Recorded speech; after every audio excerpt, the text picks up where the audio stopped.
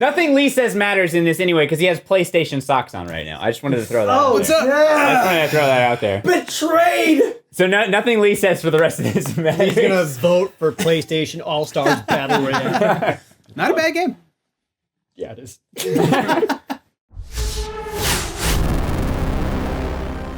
These games have overcome nearly every obstacle that's come their way, but only one can take home the title in these grand finals. Today, Austin Hargrave, Jeff Fabre, Jared Knabenbauer, and Shane Gill join me, Forrest Lee, as we see which of these titles gets it all. It's Super Smash Bros. Melee and Paper Mario: The Thousand-Year Door, and this is madness. Welcome to the first ever grand finals of Madness. Today, Super Smash Bros. Melee claws its way back from the loser's bracket to challenge Paper Mario: The Thousand-Year Door, the current champion. Who shall win? Any opening points? Austin? I've been holding in a laugh for some reason. And then he just... Okay, anyway. Honestly, I'm not sure. I'm a free agent on this one. I have no strong opinions. I feel like a Fence sitter? Yeah, hey. Say what you will. I will. Good, that's kind of pretty much what we do on this show, so I'm glad that we're on the same page. Don't start with me is basically what I'm saying. I don't know if I'm necessarily rooting for one over the other immediately, because I certainly see the merits of both. How interesting is it that every finals, it feels like it's been a very, very good multiplayer game versus a very, very good single player game. That does seem to happen. They're hard to compare. They are. That's part of the problem. Yeah. They both have Mario. Nailed Perfect. it. I did it. They both have Bowser. They both have Peach. Yeah, there you go. There are Goombas in both.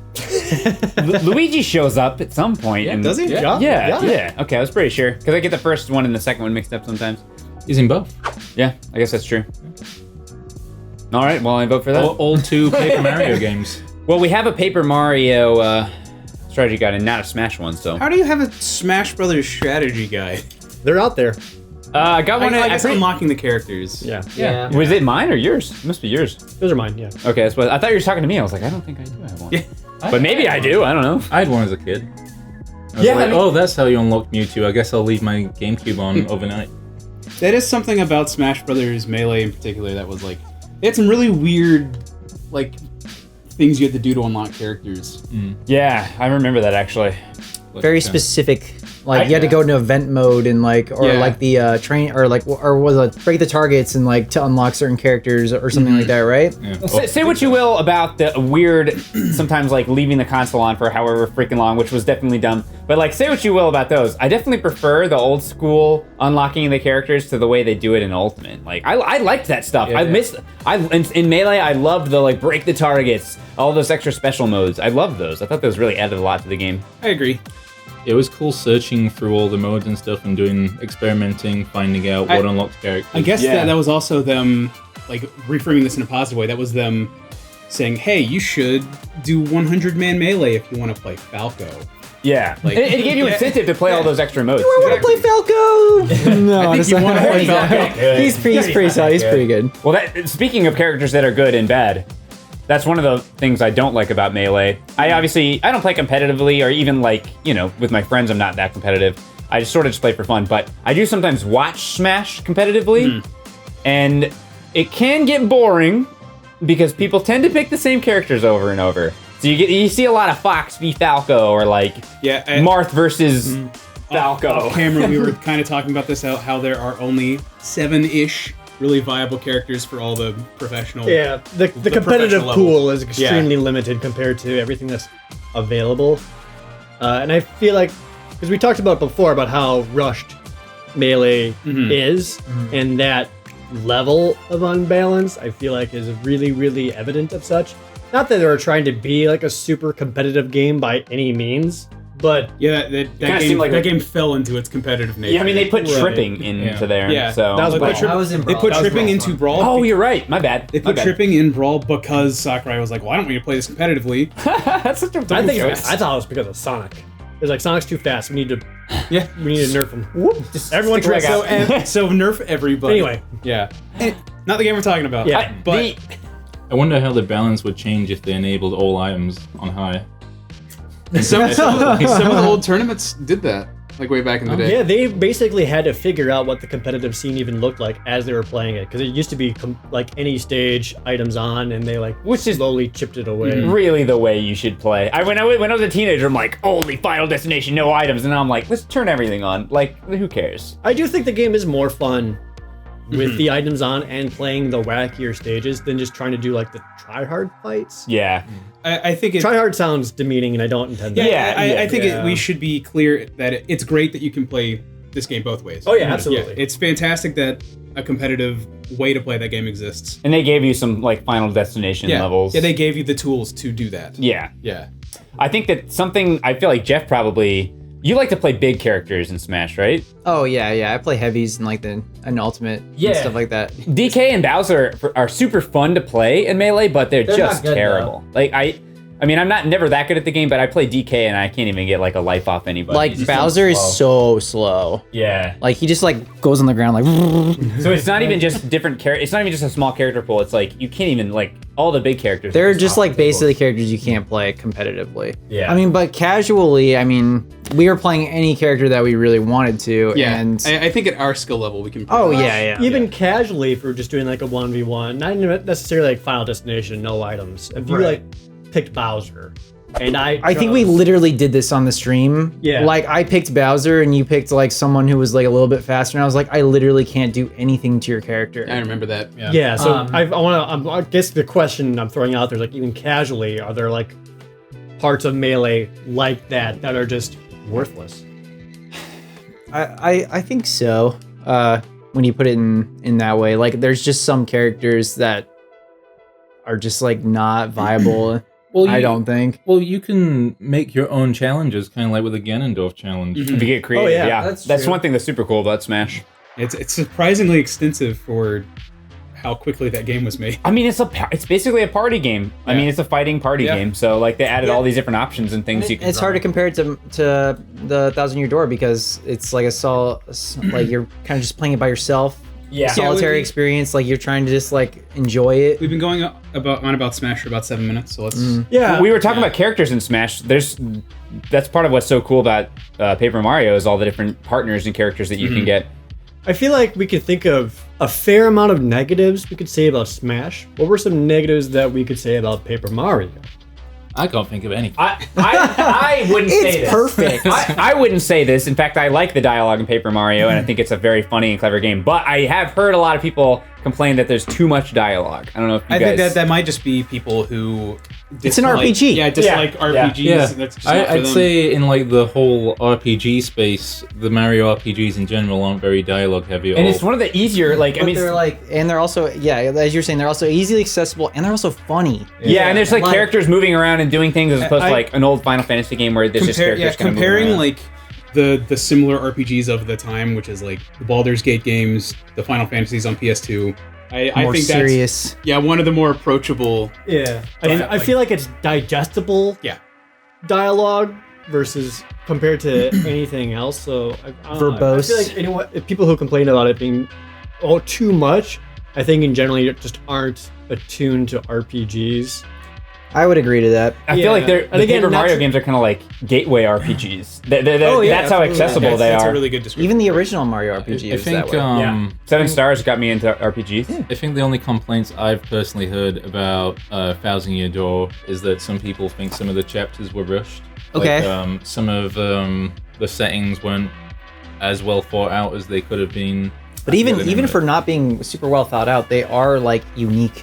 Mhm. Almost every chapter stands out Absolutely. in like a certain way. We talked about this in one of the previous episodes. Like, if you took those chapters out of that game, they could have just been their own games. Like, in terms of like their style and maybe not their length. If you extended Mario Okay, Wrestler. what about like is there is it get repetitive, like the battles just like keep popping up? Like, do you have to grind it all in that You can game? avoid I don't them. really. Well, can you avoid can, them, you though. can avoid them. Like, like if you watch speedruns like, of once Paper you've- Mario, like people can go through that entire game with like doing something like 12 battles or something. Oh jeez. Okay. Yeah.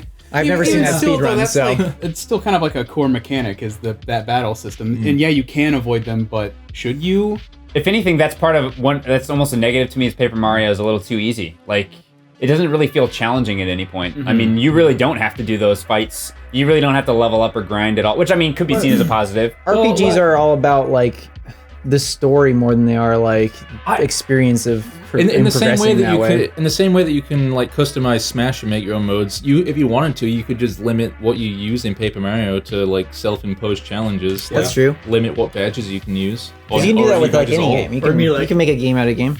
Or like certain partners this run or whatever. So I'm only going to use this part when I have to. Yeah. In terms of like grindingness and repetitiveness, though, it's not a grindy game at all. Yeah. And repetitive, I don't think so at all because the battle system is that good. Well, yeah, I'm just trying to find anything like to compare it to Smash, because like in Smash, all you do is fight. Yeah, it's a hard comparison. Like, They're completely different games. Like, okay, so are the battles do they get repetitive? Like, I don't know. Like, not really. Something between recording sessions that our friend Nick was talking to us about was that you can find a lot of creativity in Smash in like stringing together the combos for each of the characters. I think between the two games, it's very hard to say that Smash doesn't have the more robust combat system. Yeah, just because it's a fighting game versus like an RPG. Doing my best. I know. It's such an obtuse comparison. Yeah. But like we gotta. Yeah. I mean, just like in Smash, there's like different items to vary up the gameplay if you're on the casual side, and in Paper Mario, you have all the different badges and all these different things that help you kind of customize how you want to play. Well, right now where I'm sitting at is we have a very, very strong single player game versus very, very strong multiplayer game. Sure. And I personally feel like a lot of the times, almost too much credit is kind of innately given to multiplayer stuff. Because there's a lot of strong memories to that because you're doing it with friends, you're doing it with other players, you're coming up with weird things. But that I don't feel that necessarily makes it the better game. I agree, because there could be some really good single player stuff. I agree with what you're saying, but there is definitely something to being like, yo, everybody, I just moved out to college. Let's bring our GameCubes and play Smash together. Yeah, for sure. But even that point being raised up, I do... Paper Mario games are the only games I know of that, like, people I knew as a kid in their, like, 40s would play that together and be like, just sort of play it as an experience and, like, figure things out. And I specifically remember, like, people my parents' age that I knew would play the Paper Mario games, like, together as, like, an experience. But I definitely, I mean, when you think about GameCube and, like, I personally, I don't want to go jump back to the essence of the GameCube or whatever, but it always comes back to that. But I do, when I think of the GameCube, I do think of inviting my friends over to like play Smash with me, and even like people that I didn't hang out with very often Similarly would to the come to play Smash with you. I think the essence of the GameCube is playing with people.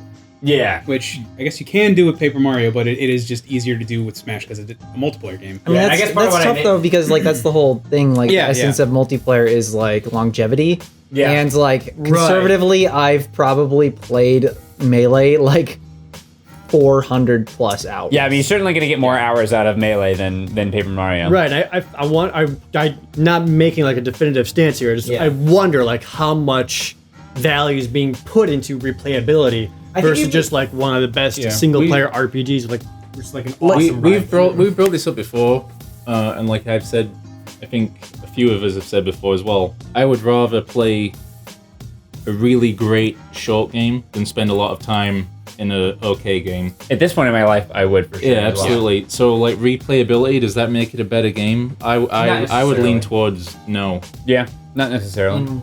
In which favor? Like in like I wouldn't say replayability adds that much.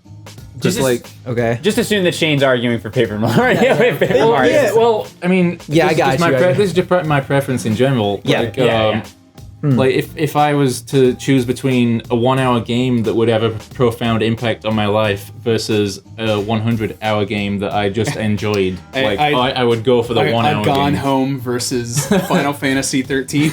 Yes. Right. And it's like completely different versus like it's different kinds of replayability. Yeah. The multiplayer replayability, whereas I would find Paper Mario replayable just because of how strong the single player is.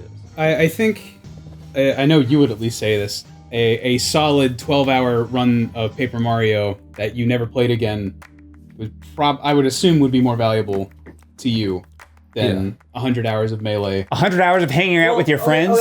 See, but here's the thing, though. I think at this point, as much as we would hate to say it, you can look at it in two different ways. Like, you can look back and be like, oh, I'm in this time period when this game was out only, but we're like 30 now, and like, are you gonna ever play Melee again? Like, really? Would you play Mario, like the 1,000-Year Door again, or would you play Melee again? I would definitely play the 1,000-Year Door again. Well, I think the counter argument to that is what I think a lot of people feel is the competitive scene, because there are a lot of people who are still prefer Melee. That's a really high skill gap, though. We're literally recording this episode while a professional Melee tournament is happening. Literally right now. Could anyone like take, as someone who's a total scrub, and I do watch some professional Melee just for fun. Sure.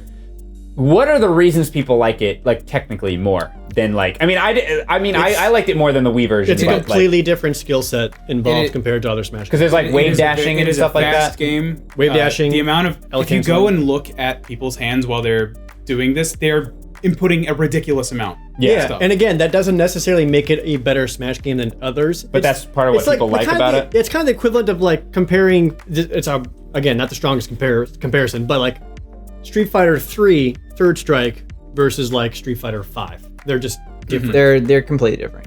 Yeah. I personally prefer, from a competitive set, to play Street Fighter 3 Third Strike. Yeah, the like weight of the characters is also different. A lot of the future Smash games, Ultimate kind of fixed this, but like Smash 4 and Brawl were very, very floaty. It felt like it was slow in the air, and Melee is very, very quick. You can land much quicker when you jump. Yeah, much faster paced. In a related kind of point that I wanted to say is that I know people still play Smash Melee competitively these days, but again, I don't necessarily believe or think or feel that inherently makes it a better GameCube game.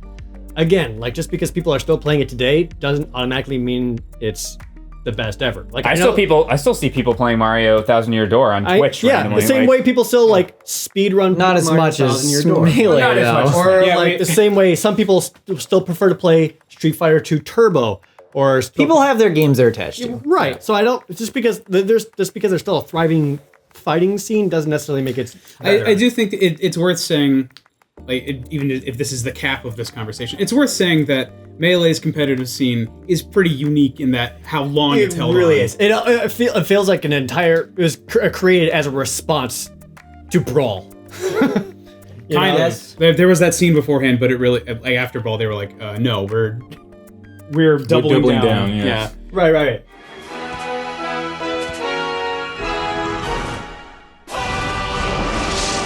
Again, I'm trying to do my best to make comparisons here for layman's terms, but it's not great. But that's what I'm going off of. There isn't really like a story to compare to here. Like, it's just like, do you enjoy the story of Paper Mario? Or I feel like, so Melee has like this sandbox element where you can like make your own games and like customize your items and choose your own characters and almost like attach your own headcanon to like what's happening. Mm-hmm. Sure. But I think one thing that makes Paper Mario special is that you have this iconic character in these really bizarre situations, but it's Nintendo doing it themselves. And to me, that makes it a little bit more special. Mm-hmm.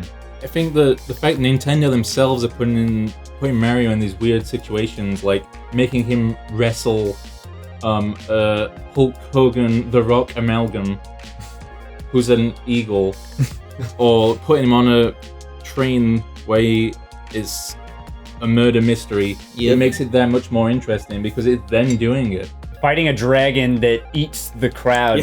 Yeah. Just like whoosh. It kind of reminds me of like the old school Disney days where they would have put Mickey Mouse in these weird, cool, like he's a musketeer now. Actually realizing kind of a weird similarity between the two games is like Paper Mario. It's like, I mean, it's supposed to be really happening, but it's kind of like just presented like, look, it's a play. It's like you're watching this play. Smash Brothers is sort of like, it's like toys, and you're just kind of playing with it. It's like neither are really happening, like in the storyline, which is based off the point that he brought up. Though, there's definitely like a counterpoint there that like Paper Mario is a linear experience every time, whereas Smash, can be like reiterated on, and like new text and like new stuff is being found out like almost all the time. Smash is the same every time. I lose. Maybe for you it's the same every time. Yeah. Understandable. I wouldn't agree with that. There's lots of like side quests and stuff that you can discover on second. But they're going to be the runs, same, like every playthrough. Well, but you're not going to find them on the first playthrough. You could like go through and discover new stuff. yeah. It's not going to be the same I think every time. what Jeff was saying is that there's a finite amount of content in that where like, and I think this comes back to like multiplayer versus single player. True. Like, I think I kind of sided with Shane on this one. You could speedrun. Like speedruns have changed over the past 10 years, That's 15 true. years. New with tech Paper still gets Mario. found, I guess. New tech's getting discovered all the time. The kind of thought process that I just had, I don't know if you were necessarily going for this, but it crossed my mind, was you play enough Smash, eventually you unlock all the characters, because at some point the game just kind of hands it to you. Like, you're like, at some point it's like you're just going to get them all. Like, they have multiple requirements. they're literally like requirements, yeah. they're literally like you've played this number of matches. It's like, you get to yeah. fight. At some point you get them. Whereas Paper Mario, no guide, no information, whatever. Like, there's a lot of stuff that you can discover that the game doesn't give you. Yeah. So I think the sense of discovery is maybe stronger in Paper Mario in that sense. Like if you go in there blind, you're not going to get all the badges. Oh yeah. Mm-hmm.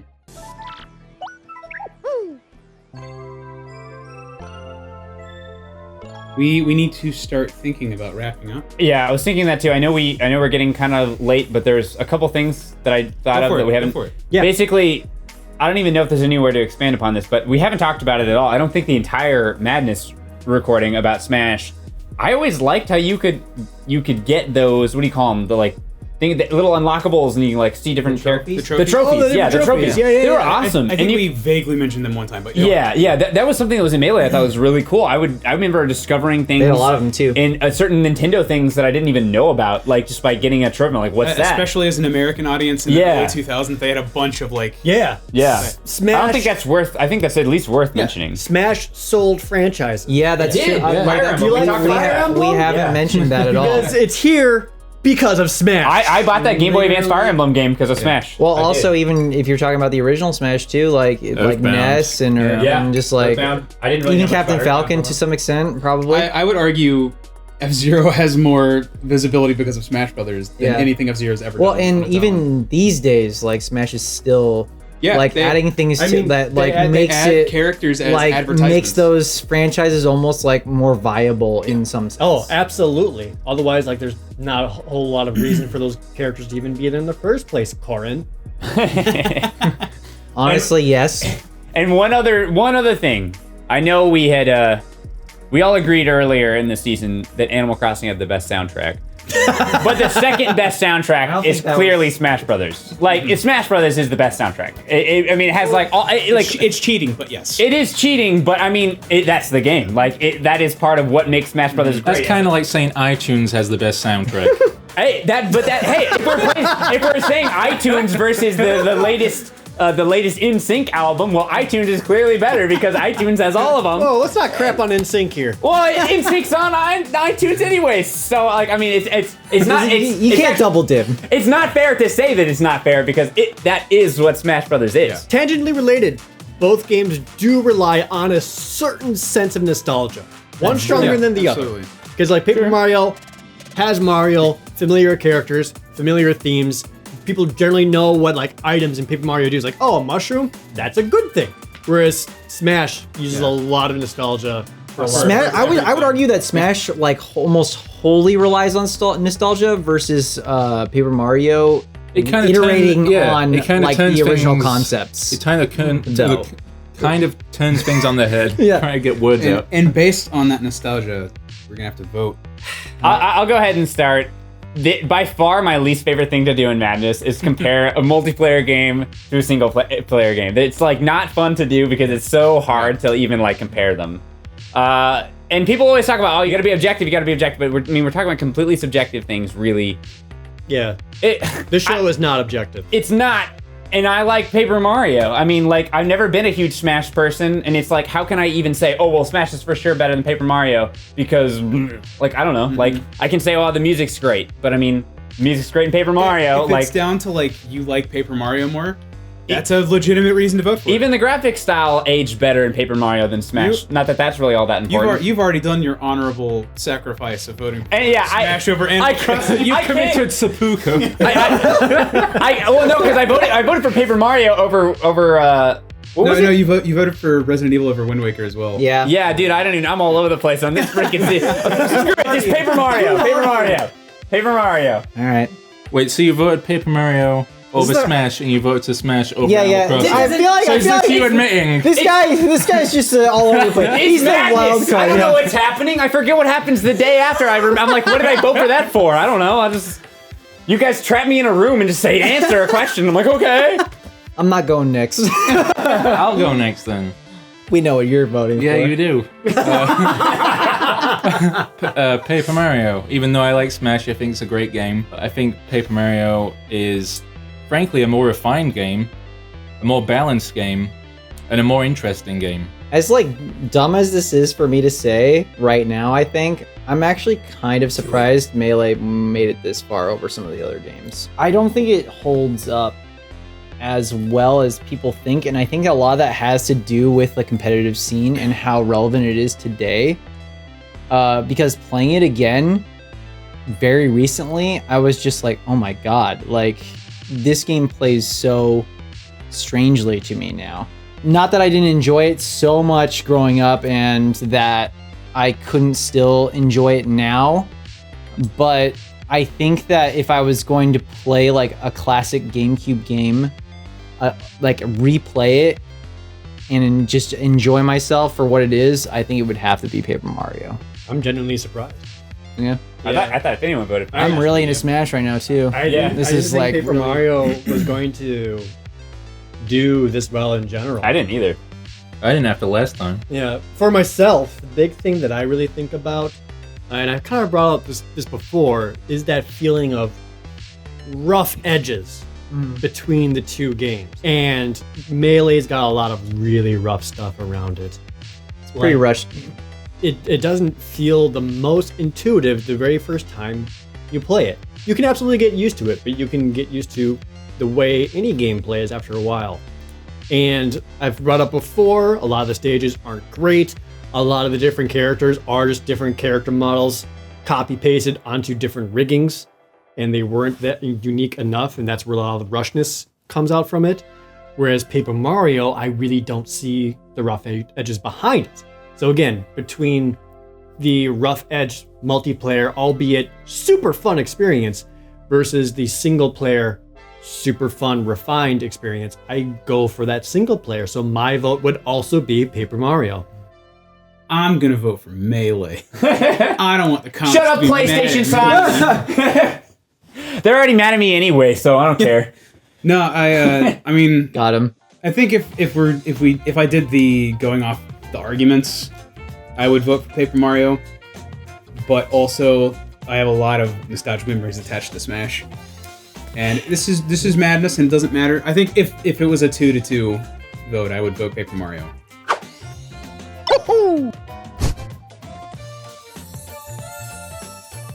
You can't say the show doesn't matter. Can we get that? Can we get that on a shirt? What? This is madness and it doesn't matter. Would you buy that shirt? Who do you think should have taken home the grand finals? Let us know down below. If you enjoyed this, don't forget to like and subscribe. It really does help, and we have new episodes every Tuesday and Thursday. And tune in next time for our post-show discussion of the season and our honorable mentions.